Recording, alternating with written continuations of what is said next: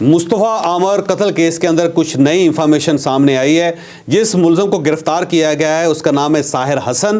یہ منشیات فراہم کرتا تھا، ساجد حسن کا یہ بیٹا ہے، اور یہ ہر مہینے 2400 گرام منشیات خریدتا تھا، ویٹ خریدتا تھا۔ خریدتا کتنے میں تھا، بیچتا کتنے میں تھا، پیسے کس کے اکاؤنٹ میں آتے تھے، یہ ایک انتہائی ہولناک سٹوری ہے جو آپ کو اس ویلاگ میں بتائی جائے گی۔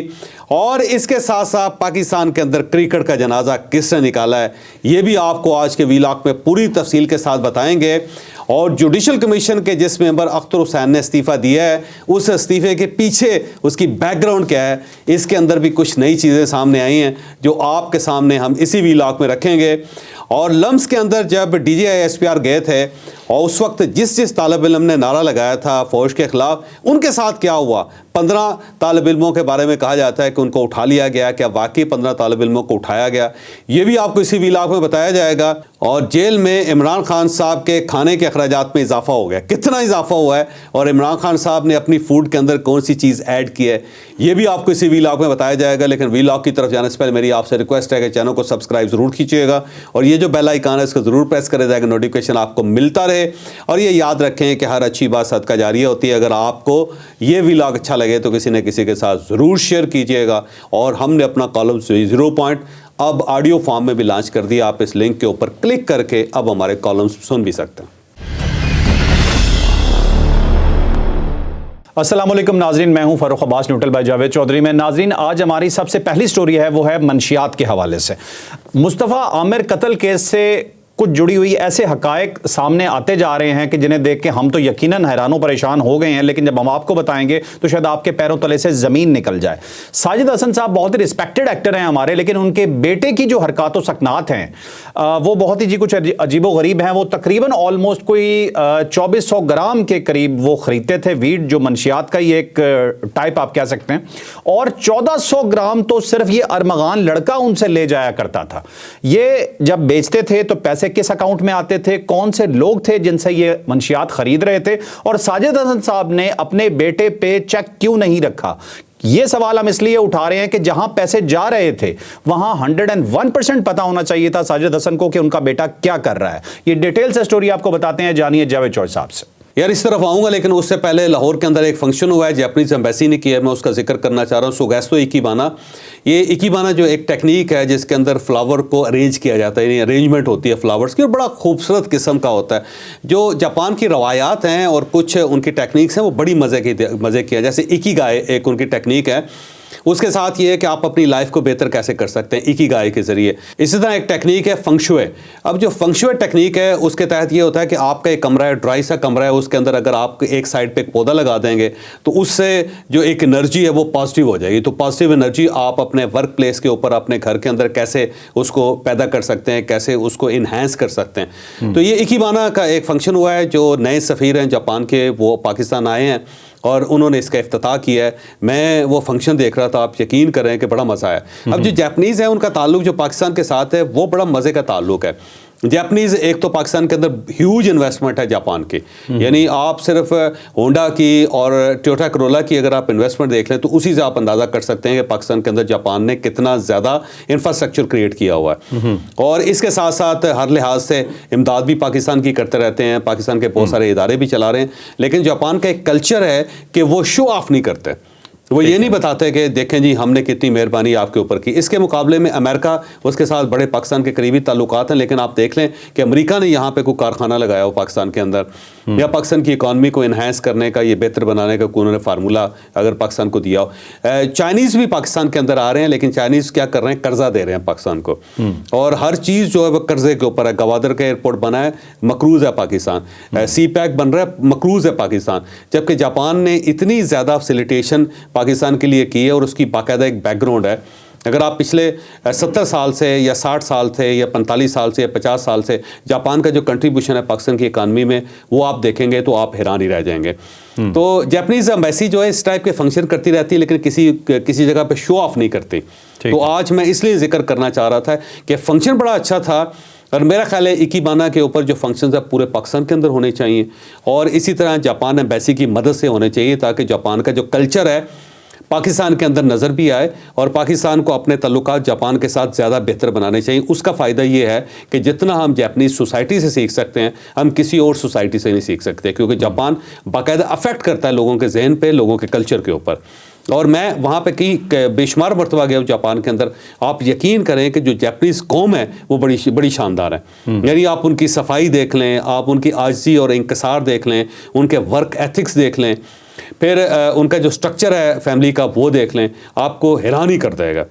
آپ دیکھیں ہونڈا کتنی بڑی کمپنی ہے, لیکن جو ہونڈا کا مالک ہے وہ 16 مرلے کے گھر میں رہ رہا ہے. اور اگر آپ اس کے گھر کو وزٹ کریں تو آپ کو حیرت ہوگی کہ اتنی بڑی کمپنی, اس کا مالک جو ہے اس کا جو بیک گراؤنڈ ہے وہ کتنا ہمبل ہے اور اس کی لیونگ کتنی ہمبل ہے. تو میرا خیال ہے پاکستان کے لوگوں کو جاپان جانا چاہیے اور جاپان کا جو کلچر ہے اس کو وزٹ کرنا چاہیے, اس کو دیکھنا چاہیے کہ کس طرح چھوٹی چھوٹی چیزوں کو وہ ڈیولپ کر کے کس طرح اپنے پورے انوائرمنٹ کو چینج کر دیتے ہیں. تو میں ایک مبارکباد پیش کرتا ہوں جاپنیز ایمبیسی کو بھی, جاپنیز ایمبیسڈر کو بھی, نئے آئے ہیں وہ, اور جس طرح انہوں نے اس ٹائپ کے فنکشنز کرنے شروع کیے ہیں, فیتے کاٹنے شروع کیے ہیں اور جا کے پاکستان کو سپورٹ کرنا شروع کیا, لوگوں کو اپنے کلچر سے متعارف کروانا شروع کیا, میرا خیال آنے والے دنوں میں اس کا بڑا فائدہ ہوگا. ٹھیک ہے. اور ویسے ہم نے تھوڑا سا کلچر اڈاپٹ کیا بھی ہے, وزیر اعظم صاحب یہ والا کلچر جاپان سے لے کے آئے تھے.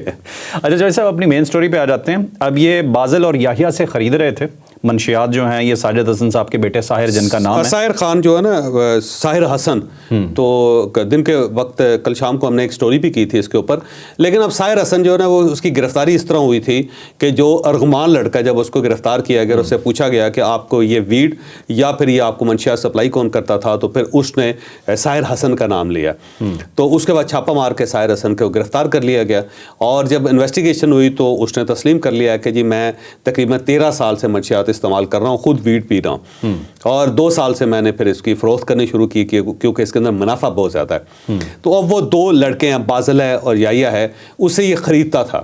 وہ سپلائر ہے, مین سپلائر ہے, وہ کہیں سے لے کے آتے تھے, باہر سے لے کے آتے تھے یا کسی اور جگہ سے لے کے آتے تھے, ان کے پاس یہ بلک میں موجود ہوتی تھی, یہ ان کا خریدار تھا. اور خریدنے کے لیے یہ 2 کوریئر کمپنیز ہیں جن کو استعمال کرتے تھے, 4 سے 5 لاکھ روپے دیتا تھا ایک کنسائنمنٹ کے, یہ اور پھر وہ ظاہر سپلائی ہو جاتی تھی, ان کو آدھا کلو کی ایک سپلائی ہوتی تھی عموماً. تو اب یہ جو ٹوٹل ہے تقریباً 2400 گرام بنتا ہے, تقریباً یہ کہتا ہے 2400 گرام میں ان سے ہر مہینے لیتا تھا, اور ہر مرتبہ 4-5 لاکھ روپے, مثلا یہ زیادہ سے زیادہ 20-1 لاکھ روپے ان کو پے کرتا تھا. لیکن جو مارکیٹ کے اندر جو بیچتا تھا وہ 1 گرام یہ 10,000 روپے میں بیچتا تھا, جو تقریباً 2.5 کروڑ روپے کی رقم بنتی ہے, بہت بڑی ہیوج رقم ہے. اور پھر اس نے انکشاف کیا کہ جو ارغمان تھا وہ 1400 گرام وہ خریدتا تھا. اب وہ اگر خود 1400 گرام استعمال کر رہا ہے تو حیران کن بات ہے, کیونکہ اتنا پی کے انسان زندہ نہیں رہ سکتا. تو میرا خیال ہے پارٹیز کرتا ہوگا, ڈیفینیٹلی پارٹیز کرتا ہوگا, ہفتے سے 2 ہفتے کے اندر کر رہا ہے, خود فروخت بھی میں بھی کرتا ہوں, فروخت بھی کرتا ہو, ظاہر ہے ہو سکتا ہے, لیکن وہ اتنا امیر آدمی مجھے لگتا ہے کہ وہ فروخت کرے گا, لیکن وہ پارٹیز اپنے گھر میں کرتا تھا, تو ان پارٹیز کے اندر میرا خیال ہے یہ منشیات استعمال ہوتے تھے. اب اس کے اندر جب وہ زیادہ اماؤنٹ میں بیچ لیتا تھا تو جو پیسہ آتا تھا 1 کروڑ 1.5 کروڑ روپیہ, تو وہ اپنے اکاؤنٹ میں نہیں رکھ سکتا تھا, تو جو ساجد حسن صاحب کا مینیجر تھا اس کے اکاؤنٹ میں یہ پیسے آتے تھے. اب یہ بڑی عجیب سی غریب سی بات ہے کہ ساجد حسن صاحب جو ہیں اتنے بڑے ایکٹر ہیں اور اچھے زبردست ایکٹر ہیں, میں بڑا دل سے ان کا احترام بھی کرتا ہوں اور فین بھی ہوں میں ان کا بہت زیادہ. اب ان کا مینیجر جو ہے ان کے اکاؤنٹ میں اتنے پیسے آ رہے ہیں اور ساجد حسن صاحب کو پتہ نہیں چل رہا. پھر ان کا جو بیٹا ہے وہ ایک عام سا ماڈل ہے اور کوئی بڑا اس کا کام بھی نہیں ہے, اس کا جو لیوش قسم کا لائف سٹائل ہے اور جس طرح وہ زندگی گزارا ہے مزے سے اور اپنے باپ سے زیادہ بہتر زندگی گزارا ہے, تو والد کو پتہ تو ہونا چاہیے تھا کہ میرا بیٹا کیا کام کر رہا ہے, کون سا ایسا تیر چلا رہا ہے جس کی وجہ سے اس کے پاس پیسے آ رہے ہیں. پھر جو میرا مینیجر ہے اس کے اکاؤنٹ میں پیسے, میرے بیٹے کے پیسے کیوں آ رہے ہیں, تو میرا خیال ہے اس کو یہ بات پتہ ہونی چاہیے ساجد صاحب کو. ساجد صاحب نے یا تو جان بوجھ کے اگنور کیا اس کو, یا پھر وہ ان کے ساتھ ملے ہوئے تھے, یا یہ بہت ہی سادہ ہیں کہ ان کو پتہ نہیں چل سکا اپنے بیٹے کے بارے میں. اب اگر یہ ان کے ساتھ ملے ہوئے نہیں تھے تو پھر یہ جو اپنے بیٹے کی فوری طور پر ضمانت کروانے کے لیے آئے اور انویسٹیگیشن میں جب ان کے ساتھ کھڑے ہو رہے ہیں تو یہ چیز بڑا فشی کر لیتی ہے معاملات کو. تو ہے بڑی ہول ناک سٹوری. ویسے بس ایک عجیب سی بات ہے کہ یہ ارمغان کے والد صاحب بھی کہتے ہیں مجھے اپنے بیٹے پہ فخر ہے, اور ان کا بیٹا کیا کر رہا تھا سب کو پتہ ہے. ساجد صاحب بھی اپنے بیٹے کا ساتھ دے رہے ہیں. دونوں کے بیٹوں کا لائف سٹائل بہت اپ تھا, والدین کو بہت کچھ شاید معلوم ہوگا لیکن اس کے باوجود روکا نہیں گیا. تو کہ ایلیٹ کلاس میں تھوڑا سا بچوں کے اوپر سختی کم ہوتی ہے کیا؟ میرا خیال ہے بگڑے ہوئے بچے ہیں. اچھا یہ میں اکثر جو پیرنٹنگ کے جو سیشنز ہوتے ہیں نا میرے, اس میں ان کو ایک چیز بتاتا ہوں کہ آپ اپنے بیٹے کو یا اپنے بچے کو جیسا دیکھنا چاہتے ہیں ویسے آپ خود ہو جائیں. کیونکہ انسان اپنے والدین سے سیکھتا ہے، دیکھ کے سیکھتا ہے. تو ان لوگوں نے شاید یہ اسٹائلی لائف کا یہ دیکھا ہوتا ہے، اس لیے بے راہ رو ہو جاتے ہیں. ویسے تو اللہ تعالیٰ مشکل وقت سے بچائے، کسی کو بھی، کسی کا بچہ بھی بگڑ سکتا ہے کسی وقت بھی، اور آپ کے لیے وہ مشکل زندگی کو کر سکتا ہے. اللہ تعالیٰ ساجد صاحب کا یہ جو امتحان ہے اس کی شدت میں کمی کرے. لیکن بہرحال یہ ہے پاکستان کے اندر جو ایلیٹ فیملیز ہیں جن کے پاس پیسہ ہوا ہے، میرا خیال ہے ان کے پاس کوئی مورل اتھارٹیز نہیں ہے، وہ کم ہو گئی. تو جب مورالٹی کم ہو جاتی ہے تو پھر اس کا یہ افیکٹ آتا ہے کہ آپ اپنے بچوں کے جو غلط کام ہیں ان کو بھی ڈیفینڈ کرنے پہ مجبور ہو جاتے ہیں. ٹھیک ہے ناظرین، اب اپنی اگلی سٹوری کی طرف چلتے ہیں جی، کہ پاکستان کو بہت ہی زحمت کا سامنا کرنا پڑا. پاکستان کرکٹ ٹیم جو ہے وہ اب ٹورنامنٹ سے باہر ہو چکی ہے. ایک میچ ہے لیکن وہ میچ بھی صرف ایک سیریمونیل رہ گیا. بیسیکلی نیوزی لینڈ اور انڈیا دونوں سیمی فائنل کے لیے آگے پہنچ چکے ہیں. اور وہ جو ہم نے یہ سوچا ہوتا ہے نا ہمیشہ ہر دفعہ کہ یہ اس سے ہرا دے اور وہ اس سے جیت جائے تو ہم یہاں تک آگے پہنچ جائیں گے، تو وہ بھی سلسلہ اب ختم ہو گیا. لیکن اس بری ہار کا نتیجہ جو ہم بھگت رہے ہیں، اس کا ذمہ دار کون ہے؟ پاکستانی قوم کے ساتھ یہ جو ہوا ہے، ہم یہ کہیں گے کہ اس کا ذمہ دار ہم کس کو ٹھہرا سکتے ہیں؟ مختلف چیزیں ہیں جی، کہ ٹیم سلیکشن غلط تھی، ہمارا رن ریٹ ہی بہت سلو تھا، یا ہمارے اندر ٹیلنٹ ہی ختم ہو چکا ہے، یا ہمارے ہاں گروپنگ موجود ہے، جو سینئر کھلاڑی ہے وہ گروپنگ کرتے ہیں، یا ہماری سلیکشن کمیٹی ہی اس قابل نہیں تھی، یا سفارشوں پہ بندے سلیکٹ کیے گئے. یہ پوری سٹوری میں تھرو کر رہا ہوں جاوید چوہدری صاحب کے پاس، اور میں جاننا چاہتا ہوں ان سے کہ انہوں نے اس ملک میں اتنا ٹائم گزارا ہے، اس کرکٹ کو اتنے عرصے سے وہ دیکھتے آ رہے ہیں. آپ کو ذمہ دار کون لگتا ہے کہ پاکستان کے ساتھ یہ کیوں ہوا؟ یہ ساری چیزیں اس کے اندر شامل ہیں. جب آپ نان پروفیشنل لوگوں کو لے کے آئیں گے، اور دوسرا کرکٹ کے اندر پیسہ بہت زیادہ ہے، اور بہت سارے لوگ ہیں جو اس پیسے میں اپنا حصہ حاصل کرنا چاہتے ہیں. یہاں پہ پرچیاں چلتی ہیں، یہاں پہ فیورٹزم چلتی ہے. کھلاڑی جو ہوتا ہے، یاد رکھیں جو بڑا کھلاڑی ہوگا اس کے اندر ایروگینس ہوگی، اس کے اندر تھوڑا سی اکڑ ہوگی. تو جب کوئی کھلاڑی اکڑ کا مظاہرہ کرتا ہے تو ہم اس کو اٹھا کے سائڈ پہ رکھ دیتے ہیں، جب یہ نہیں دیکھتے کہ اس کی پرفارمنس کتنی اچھی ہے. اور یہاں پہ خوشامدی کلچر ہے، تو جو کھلاڑی خوشامد کر رہا ہوتا ہے ہم اس کو کہتے ہیں بڑا زبردست ہے، اس کو شامل کریں. پھر میڈیا کے اندر آ کے مینوپولیٹ کر لیتے ہیں کھلاڑی، ہم اس کو بھی یوز کرتے ہیں. پھر یہاں پہ بہت زیادہ پیسہ چلتا ہے، اور اس پیسے سے بھی بہت سی چیزیں خریدی جاتی ہیں. پھر یہاں پہ بکیز بھی بہت زیادہ ہیں، اور ان کا بھی ایک انفلوئنس ہے، وہ بھی ہے. دوسرا یہ ہے کہ ہماری جو کرکٹ ہے انفارچونیٹلی یہ بیسیکلی ٹیسٹ کرکٹرز ہوتے تھے جو وکٹ کے اوپر 2 دن 3 دن کھڑے رہتے تھے. اس کو ہم نے T20 میں کنورٹ کر دیا ہے. تو اب جتنے بھی کھلاڑی ہیں ان کی جو گیم ہے وہ شارٹ ہے، یعنی جو بیٹسمین ہے اس نے بھی 2-4 رنز کے اندر بہت کچھ کام کرنا ہوتا ہے، اور جو بالر ہے اس نے بھی 1-2 بالنگ کے اندر جو اوورز ہیں اس کے اندر کو کمال کرنا ہوتا ہے. تو یہ جو جم کے کھیلنا ہوتا ہے وہ ابیلٹی نہیں رہی ہمارے کھلاڑیوں کے اندر. پھر یہ ہے کہ جو لوگ 1-2 کھلاڑی ہوتے ہیں ہم ان کے اوپر ڈیپینڈ کر رہے ہوتے ہیں، ان کا سبسٹیوٹ نہیں ہوتا. اب اس کے اندر 2 کھلاڑی انجری ہو گئی ان کی، تو ہمارے پاس سبسٹیوٹ ہی نہیں تھا. ہم انہی دونوں کے بہاف پہ جو سب کھیل رہے تھے کہ انہوں نے جتوا دیا تو جتوا دیا، باقی ساری ٹیم ریلو کٹوں کی تھی. ریلو کٹوں.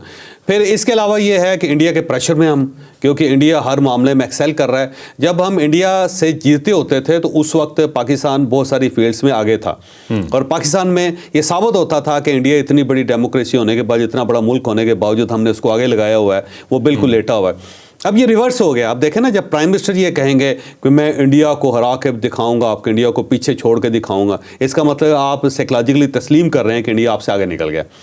اور بار بار یہ کہا جاتا ہے جی کہ انڈیا اب اس کا مقابلہ چائنا ہے، پاکستان تو اب اس لسٹ سے ہی باہر نکل گیا ہو. یہ چیزیں جو افیکٹ کرتی ہیں وہ ٹیم کے اوپر بھی افیکٹ کر رہی ہیں. دوسرا یہ ہے کہ جو کرکٹ بورڈ ہے، میرا نہیں خیال کہ اس کے اندر کوئی اب کوئی رمق بچی ہے، کیونکہ ہم سفارشی لوگوں کو شامل کر دیتے ہیں. محسن نقوی صاحب میرے دوست ہیں، میں ان کی بڑی عزت کرتا ہوں، لیکن یہ ان کے بس کی بات نہیں ہے.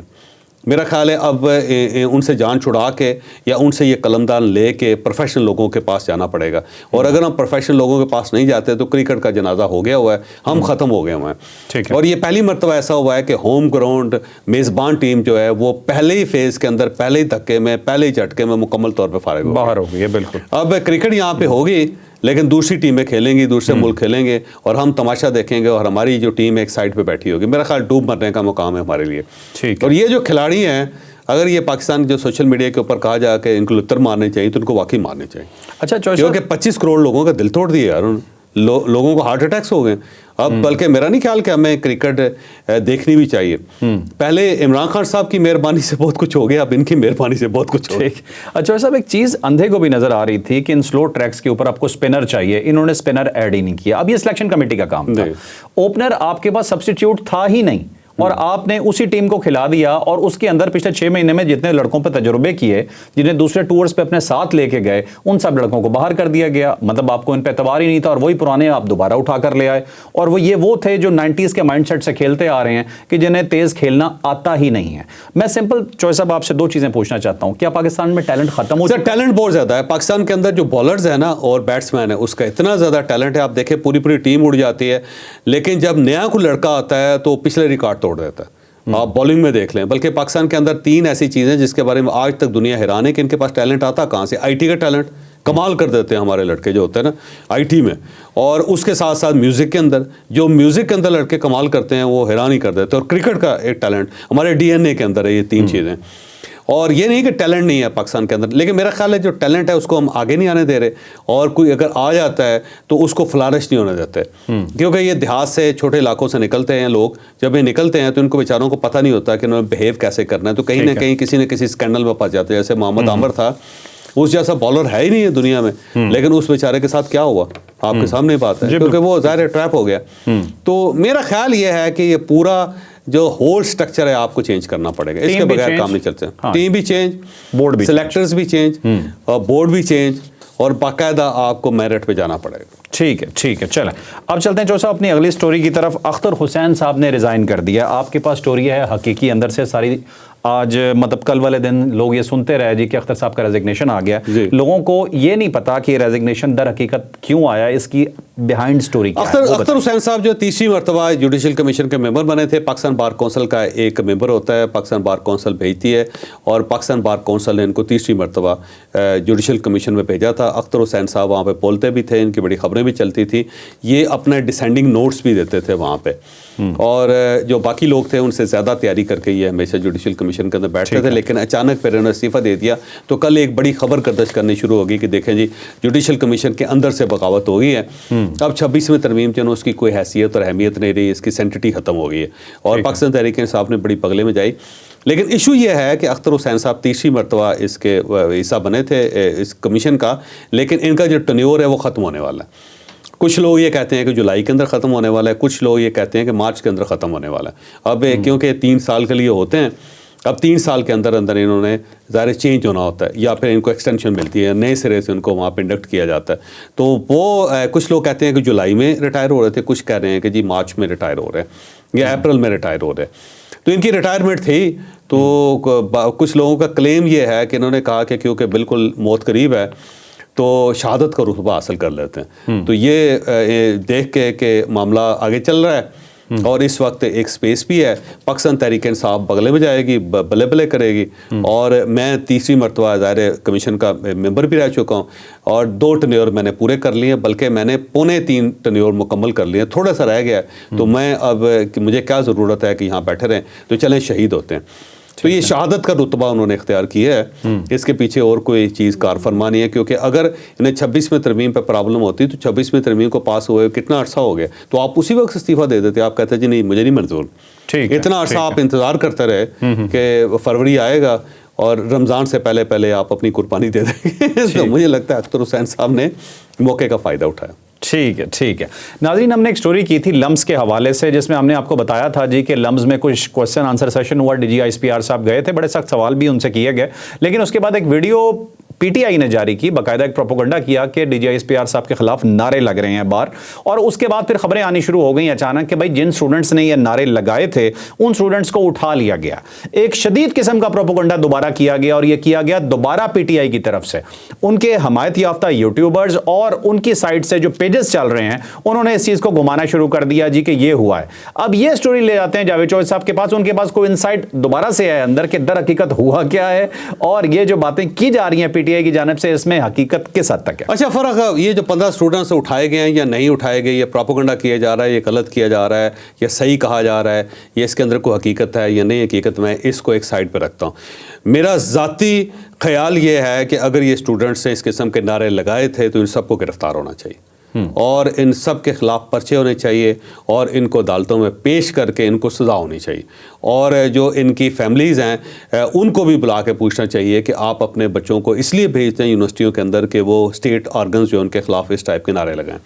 آپ اختلاف کر سکتے ہیں, ہم بھی اسٹوڈنٹ رہے ہیں, ہم بھی اختلاف کرتے تھے, لیکن آپ کو اپنی لمٹس کے اندر رہ کے اختلاف کرنا چاہیے. آپ سخت سوال کریں کہ آپ کا حق ہے, کریں. آپ ڈفرینس آف اپینین آپ کا ہونا چاہیے, آپ کا حق ہے, آپ کو ڈفرینس آف اپینین رکھنا چاہیے. یہ کوئی ایسا تو نہیں ہے, کوئی پورا ملک فوجی تو نہیں ہو گیا کہ جو اوپر سے کہا جائے گا سارے لوگ وہی کہیں گے. آپ اپنا اختلاف رائے بیان کریں, آپ وہاں پہ کھڑے ہو کے بات کریں, یہ آپ کا حق ہے. لیکن اس طرح یونیفارم کی بے عزتی کرنے, کسی انسٹیٹیوٹ کی بے عزتی کرنے اور اس ٹائپ کے نعرے لگانے کہ یہ جو دہشت گردی ہے اس کے پیچھے کیا, میں وہ دہرا نہیں سکتا. تو کسی بھی تعلیمی ادارے, کسی بھی نوجوان اور کسی بھی پاکستانی شخص کو اس ٹائپ کے نعرے نہیں لگانے چاہیے. میں اس کے خلاف ہوں اور میں یہ سمجھتا ہوں کہ اگر یہ ہوا ہے واقعہ تو ان سب کو گرفتار ہونا چاہیے, ان سب کے خلاف پرچے ہونے چاہیے اور ان سب کو سزا ہونی چاہیے تاکہ پاکستان کے اندر اس ٹائپ کے واقعات دوبارہ نہ ہو سکے. یہ تو بالکل انارکی ہے نا جی کہ آپ اپنے اداروں کو ملائن کر رہے ہیں. کل آپ آئین پاکستان کے خلاف نعرے لگا دیں گے, کل آپ پاکستان کا پرچم اتار دیں گے, یہ تو آگے بڑھتے چلی جائے گی چیز. تو اس چیز کو میرا نہیں خیال کہ ایکسیپٹ کیا جا سکتا. یہیں پہ شٹ اپ کال دینی, یہیں سے شٹ اپ کال دینی چاہیے. ناظرین یہ سٹوری بہت سینسٹیو ہے. ہم نے پہلے بھی آپ کو بتایا تھا کہ اگر 100 بندہ ایک سائڈ پہ بیٹھا ہے اور 5 بندے اٹھ کے باہر احتجاج کرنا شروع کر دیں گے تو نیگیٹیوٹی کو کوریج مل جاتی ہے. اور پی ٹی آئی کا یہ خاصہ رہا ہے کہ وہ, اب میں اگر آپ کو بتاؤں کہ مجھے اگر کوئی خبر چیک کرنی ہے کہ یہ خبر سچ ہے یا جھوٹ ہے, یقین مانے اگر وہ پی ٹی آئی والی سائڈ سے آ رہی ہوتی ہے تو مجھے اس پہ ڈاؤٹ ہو جاتا ہے کہ یہ پروپیگنڈا ہوگا. سیم ایز اٹ از یہ پروپیگنڈا لمز والے ایشو پہ بھی کیا گیا. چند ایک اسٹوڈنٹس جن کے بارے میں کہا گیا کہ انیشیل